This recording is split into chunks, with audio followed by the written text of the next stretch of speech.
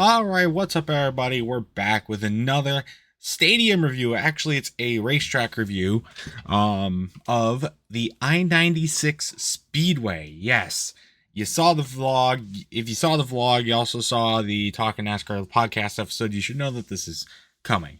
But we just recently visited there.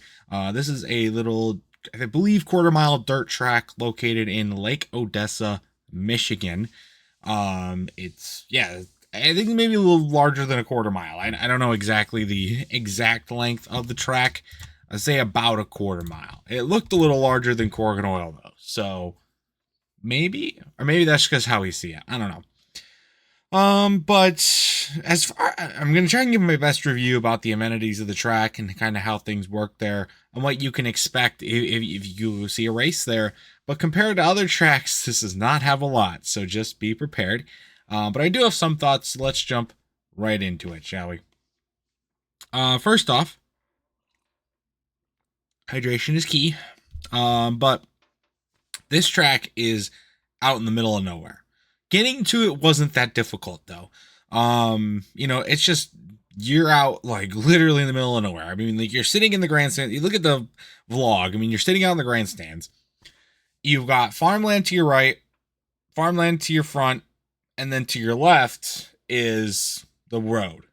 That's it. There's no other buildings except like barns.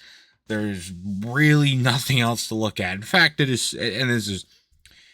there's no scoreboard. There's not even walls for 3/4 of the track. 3/4 of the track doesn't even have walls. The only part that does is the part where it's trying to protect the people that are sitting there, because there's only grandstands like turn 4, coming into turn 4, going down the front stretch, and then going into turn 1. That's literally it. There's none on the back stretch, farther down the turns, not at all. You can walk down there, I assume. I don't think you want to, but you could. I didn't see anybody try and do that for obvious reasons, because there were on multiple occasions on our night going there that cars just literally drive straight off the track because there's no wall to stop them. And it's kind of insane because it's not that highly like elevated or bank. There's not a lot of banking on this track either, but so you can slide off pretty good. But also, like, you just watch them disappear into the void, which is so cool. But like, I just wonder if like anybody's like gone so far out that they go into like people's crops or anything like that. It's just really something crazy, but it's also just surreal, like being there and like you're just out. It literally just looks like a farmer was bored and was like, how am I going to make extra revenue while also having some fun on Friday nights?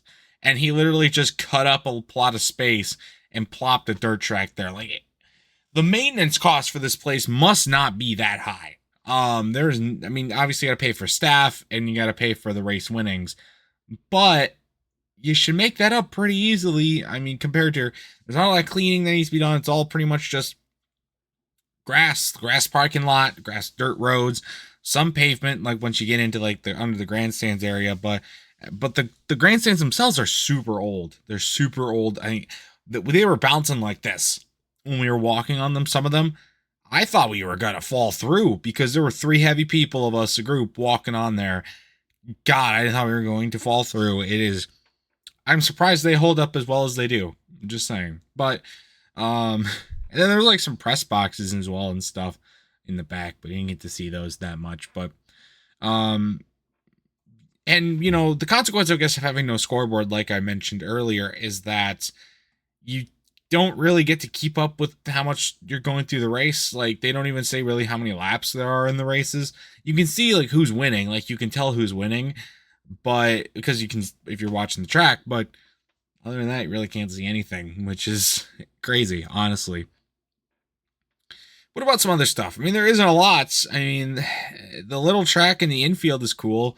The little dirt track that they did for the kids, that's a cool addition. It's big enough to host it, and it's a good way to kind of introduce the racing deal to everybody, the little kids. It's really nice. And some of the signage on the track was weird too. Like there were signs pointing to like a souvenir shop, which they had some cool looking souvenirs. They didn't buy anything, but they did have some cool looking souvenirs. And then like the concessions as well. And man, I don't know what burgers they were using or what type of grill they were using, but there was more smoke coming off that grill than most cars. during the race, which is crazy. I don't know what they were doing with that. But then you're like walking behind the grandstands, and we were looking for the entrance to the souvenir stand. We saw like a sign that says souvenir shop entrance. So we go around. Apparently that was an area for only employees, because one of the workers stopped us and said, oh yeah, it's back over that way.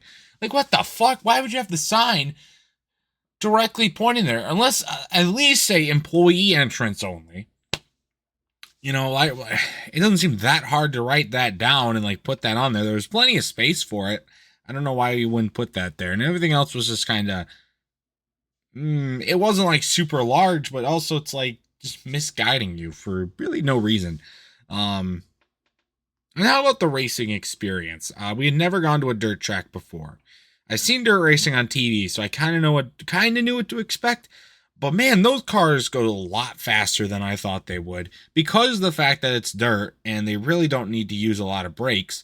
They can really hold the speed a lot better, and they go a lot faster than they do on pavement. Those things were flying, and also it was really loud. They were really loud. I don't know how you could really see it here in the vlog, but it was really, really loud. Especially like the modifieds and the open wheels were really, really loud. And, you know, that's because they can hold it more wide open. And then also, of course, there's kicking. I was worried about maybe dust getting kicked up. But for most of the day, that wasn't really a big problem. We sat on the front stretch, even though the grandstands aren't that large. But we still weren't really having that problem. I saw him kicking up dirt clouds in the turns, but we weren't near a turn, so I thought we would be fine. That wasn't until the main events for the open wheels and the features, or the features for the modifieds and the open wheels. When all those cars are on there at once, we got pretty sprayed with dust and dirt, which was fine once we knew about it, but it caught us off guard. And if you definitely go to a dirt track, not just I-96 Speedway, but really any dirt track, Eldora, or really any of the other like local ones, you're gonna want to bring sunglasses or type of protection for your eyes. Hell, even maybe like face mask if you really are concerned, but not really that big of a deal. And it all cleaned off with the shower, so it wasn't that bad, but it's just something to know going into your experience. But that's really all I got to say. I mean, it was fun. Like, they didn't really have a lot of their stuff other than the racing, though. Like, at Corgan Oil, they usually do stuff for the families, like some fun games or like giveaways or something like that. Or there's stuff like underneath the grandstands to do. Here, there really wasn't that. They had a 50-50 raffle that Likus entered. He didn't win, sadly. And they had obviously like food and stuff that you could go buy, but like they didn't really have anything like between the races to do, which is fine because they were good with keeping up with the schedule and stuff like that. Despite an 8 o'clock start, we were out of there by 11, and we didn't even stay for the last race, so it's not terrible seeing all that was going on. So that was good. But overall, it's a pretty fun experience.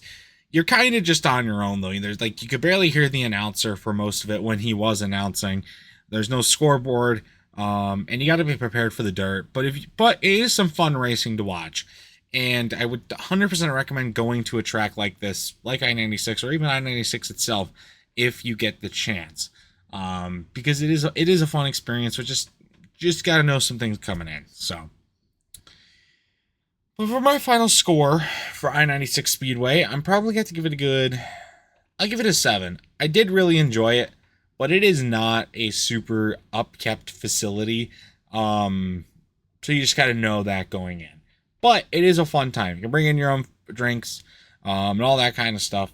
There is a family section, but they don't really enforce any of the rules with it, so just know that going in.